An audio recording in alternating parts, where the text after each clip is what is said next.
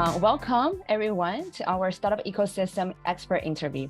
So this is a series of interviews where we go to pick the brilliant brain of startup ecosystem builders on our platform that around the globe. So we hope this can provide international founders some insights on the local startup ecosystem, opportunities, challenges, and people you should know, etc. So today we have Seto Pinontoan, the President of Coworking Indonesia, here with us to get a better understanding of Indonesia's startup ecosystem. And I'm Pili, the Community Expansion Manager of Founders Lair, and I will be your host today. So welcome, Seto. Hi, Pili. It's good to be here. Thank you so much. Yeah, thank you for joining us. So without further ado, let's dive into the first question. So first of all, we would like to get to know you a little bit better. So could you please introduce yourself to the audience so that we know who you are and what you do in the Indonesia startup ecosystem? Okay, thank you, Pili. Hi, my name is Seto. Yeah, I have a long name. It's Arseto Pinontoan, so you don't have to call me that. Just call me Seto. I've been in this community since 2016, since I've been working with an Australian company. I'm doing their software development jobs, and then at that moment I realized that wow, the digital world is very challenging. And then I opened my first startups actually in 2017, and then my first co-working space at 2018. So yeah, after that I opened a series of business. Yeah, you can call me a serial entrepreneur back then. And then 2019, I opened my first incubation, a startup incubation. That is the first incubation for startup in Sumatra Island. So Indonesia have many islands, and one of the biggest island here is Sumatra Island. So I was one of the first. And then the incubation system, it is running good. We create multiple startups. And after the pandemic, the pandemic hits hard. I have to close my startups and my co-working space, but I'm still working in my incubator, making programs for local and national. Yes, amazing introduction. Thank you so much. It's always good to know like a serious entrepreneur like you, and also giving back to the community. So that's also very good. Yes, so let's go to the next question. So let's zoom into the ecosystem. Could you please tell the audience like why Indonesia is like amazing startup ecosystem? Like why Indonesia? Why every startup goes there? Why every VC goes there? Yeah, I think it's a fairly easy question to answer. In Southeast Asia, actually, we are the market. Yeah, we are the market in Southeast Asia. So yeah, it's fairly easy. Yeah, every startups in Southeast Asia wanted to go here. Yeah, aside from India and China, of course. But I want to highlight my island actually, because Batam. Yeah, actually, I've been in Batam for about 10 years now. Yeah, it is fairly close to Singapore. It's like 20 minutes, 40 minutes from Singapore by ferry. So our location is very strategic in Indonesia. That's why Batam is known to be our Indonesia digital gateway. Yeah. And the good thing about Batam is we are a free trade zone area.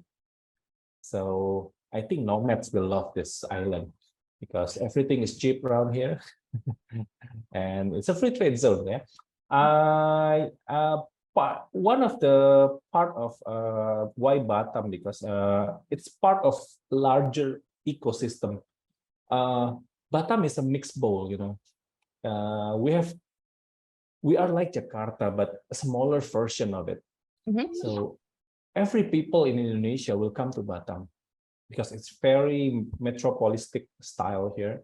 So we have every imaginable culture around here, including Singaporeans and Malaysians. Yeah. And a significant amount of tech talent That's one of our main selling point of Batam compared to other cities. Aside from Java, yeah, Pilis, Java you cannot add it to the equation because Java is the center of all Indonesia. But Right. aside from Java, we have a significant amount of tech talents. We have Apple Academy here. Oh, Yeah, we have Purwadika Bootcamp. They offer a bootcamp program for developers, and yeah, front ends, back ends, and metaverses, and all that. Yeah, and we have a lot of universities. For a small island, we have like 7 universities around here that focuses on tech. okay. So yeah, and overall, I think the work ethics of Batam, yeah, because Batam is an industrial city. This island was made to be an industrial, to be a working island. So yeah, it's part of the charm of Batam. And what we can say is that Batam inspired. We are in the top 10 of digital index of Indonesia. We are currently number 7, I think. Yeah. Cool. And we are the number 1 city around Sumatra to go for tech. Right. Yeah. So I think, in my opinion, if you go for startup tech, you want to conquer Sumatra Island, you have to go to Batam first. Of course. Because that's the ecosystem.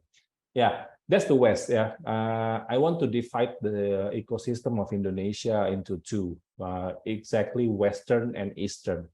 So if you want to go to Indonesia, mainly you wanted to go to the Western side first. Yeah, there is a lot of potential in Eastern, but you have to set foot on the Western side of Indonesia first. Right. And then you go expand to the East. Right. Yeah. Exactly. Because we have so many islands, so many different cities and different rules. Yeah, I think that's kind of sum up about the ecosystem. But the more prominent ecosystem, yeah, actually it's Java, yeah. It's Jakarta. It's our capital. So you cannot challenge that yet. It's all the center of Indonesia.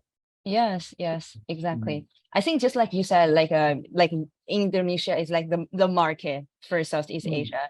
And it's also because it's like a population, I think it's number 4 ranking in the world, right? The world. And, yes, and also a lot of like it's also have like a very promising fintech ecosystem. Like there is a large unbanked population and also low credit card penetrations, especially for the mobile penetration. I think it's like amazing. It has like around 70 to 80%, I think.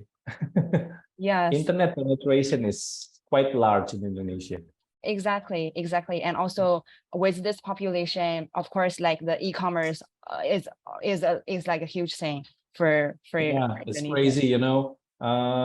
Last year, I want to tell you a story that when you order online from Jakarta to my island, Batam, it usually takes 3 to 4 days, you know.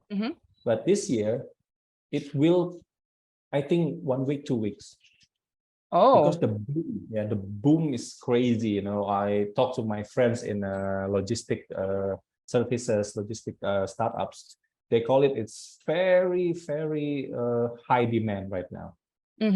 Wait, sorry, you were saying like right now it takes like 1 or 2 weeks? Yeah. Oh, crazy. Yeah. Especially during the peak month, during the peak month. You know, like some of the brands in e-commerce, I think in Singapore is also like 77, 88, 99, 44. Yeah, a week before and a week after. It's like crazy time to buy something. Yeah, exactly. Just like a Double 11, Double 12 in China, right? It's like all those festivals that created for shopping only. Yeah, exactly. Well, good to know. Good to know. I think definitely like Indonesia is like the go-to market for founders in Southeast Asia. Then that goes to our next question, which is, what do you think is the most important rule or most important thing or like hidden rule that founders should know when they want to build a startup in Indonesia? Okay. My first rule is that you have to know that, again, Indonesia have 5 main islands, Mm-hmm. uh, thousands of cities, hundreds of big cities, and all those things have different rules, Right. different practice, different people, Mm-hmm. even different language. So Yeah. you have to understand that not many people in Indonesia. I'm sorry to say this, but our English literacy is not that good. Yeah, you have to understand that. Right.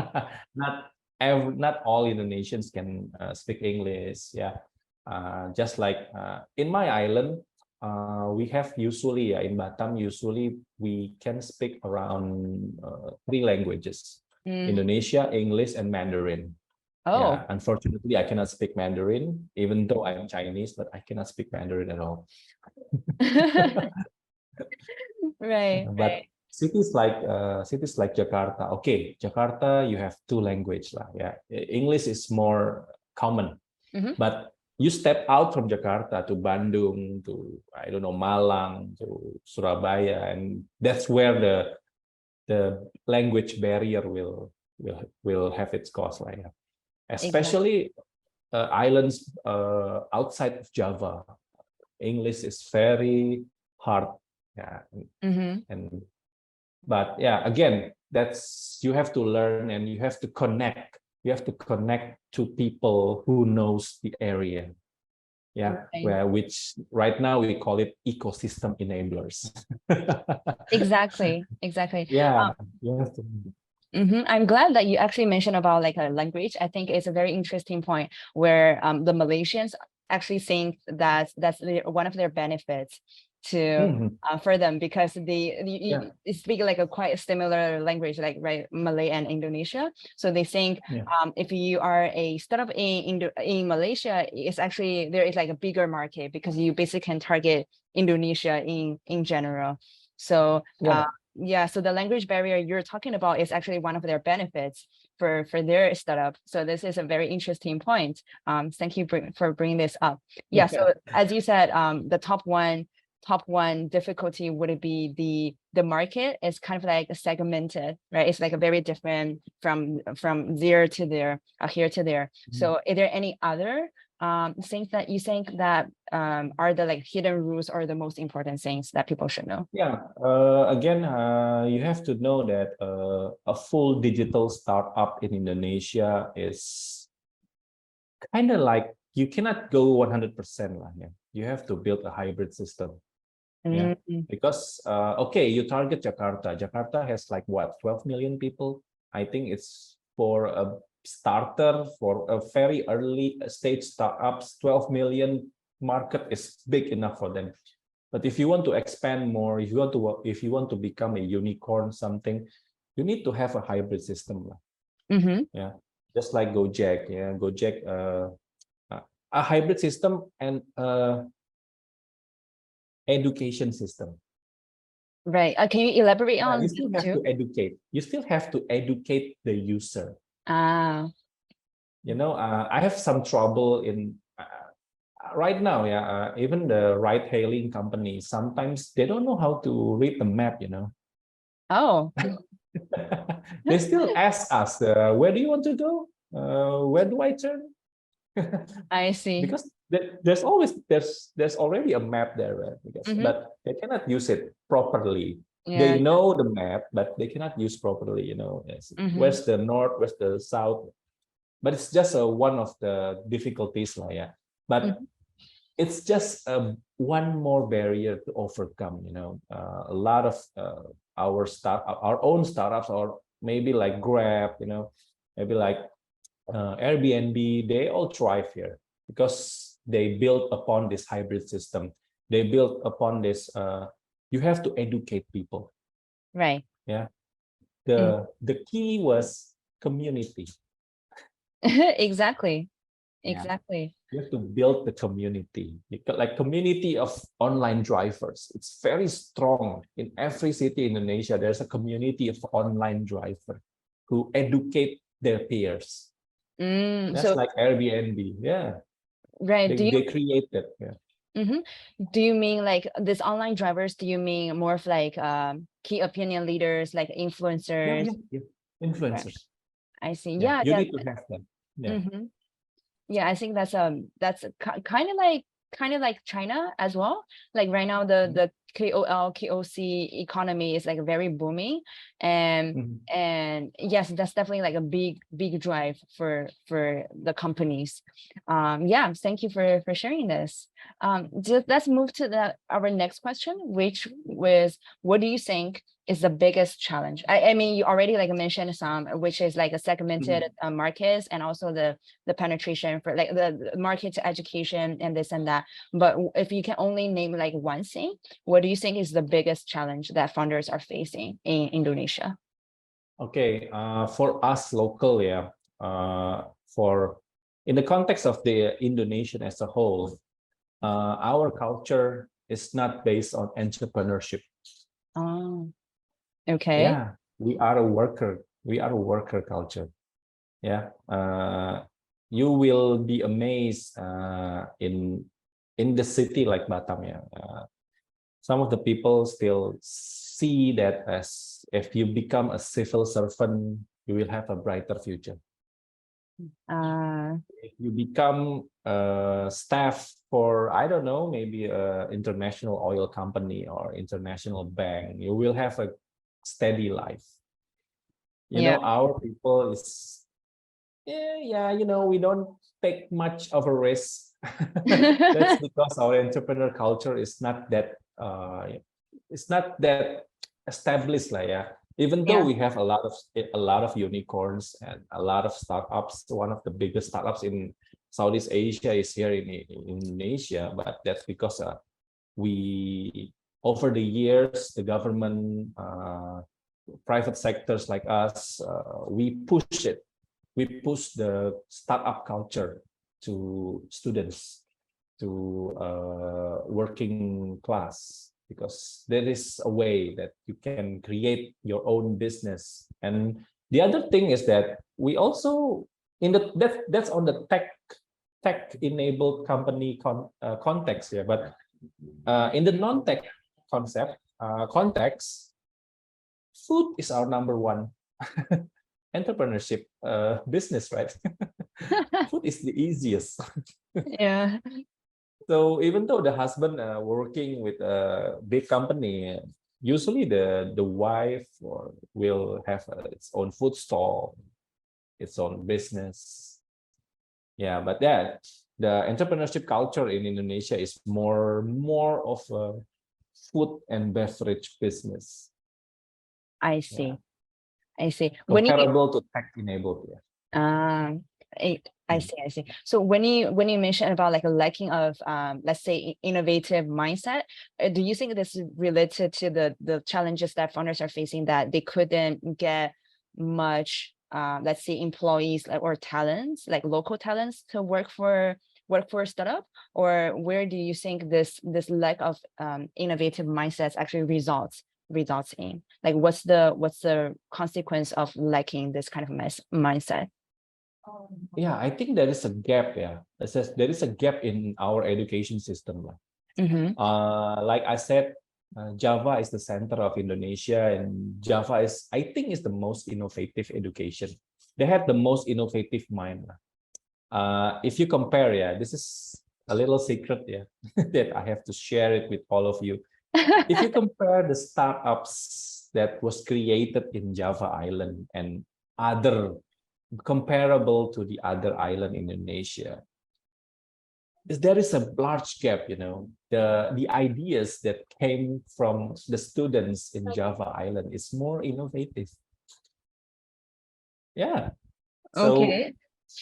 I'm I'm like experiencing this myself for like 7 years now. I'm trying to create startups in Sumatra. Yeah, you know, their idea is like boring, you know. This is I'm telling the truth. Yeah, it's boring. They want to create an online ride hailing or e-commerce again and again. Yeah. Which is, if you talk about deep tech, oh, it's in Java, it's in Singapore. Right. Yeah.